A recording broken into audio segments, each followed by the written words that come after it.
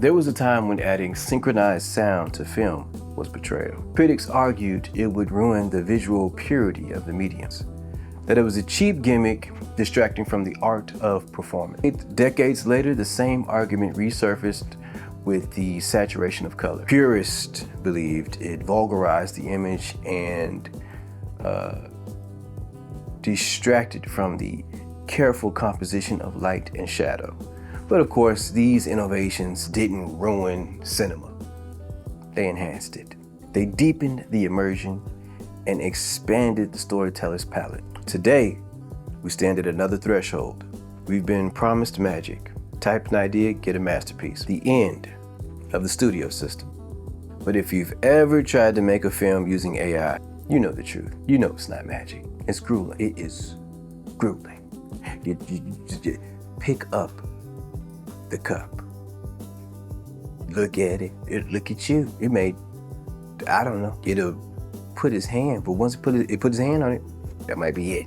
So is AI filmmaking delivering on its promise, or is it just a gimmick? It's neither. It's not the end of filmmaking. I'll tell you what it is. It's the rise of the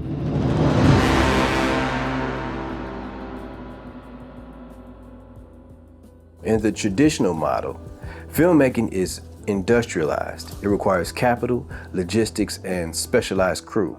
The director orchestrates this massive machine. AI doesn't eliminate the work of filmmaking. It shifts it. It collapses the entire production pipeline onto one single point: you. The effort moves from the physical to the cognitive, from managing resources to mastering communication. Instead of spending the day physically moving a camera, you spend the day agonizing over the precise language needed to make virtual camera move with the right emotional weight. When you are the house, you absorb the roles. You are the director of photography, defining the lens and the frame. You are the gaffer, articulating the exact quality, color, and intensity of the light. And most difficult of all, you are the casting director and the actor. You fight for consistency. You try to extract subtle, intentional performances from an algorithm that doesn't understand intention. So it's not an actor. It doesn't understand intention. It's like trying to explain God to a 5-year-old, okay? Very difficult, very difficult. Heaven. This is the burden of specificity and the necessity of curation. The AI lacks taste, and it lacks judgment. It will give you thousands of options, but you must sift through the noise, the glitches, and the weirdness to find the signal. This demands a new kind of craft. Call it prompt cinematography. It's the intersection of cinematic history, technical knowledge, and an intuitive understanding of how the AI interprets language. It's knowing the difference between sad and melancholy recognition in the afternoon light. And even when the generation is done, the filmmaking isn't.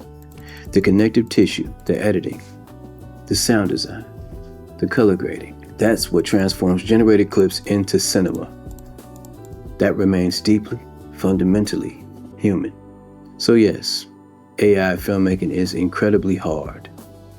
It is not an easy button. It is a demanding process that replaces physical labor with iterative cognitive strain.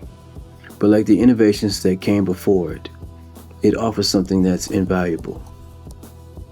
A new way to see. Total control. The ability for a single individual to realize a vision that once took millions.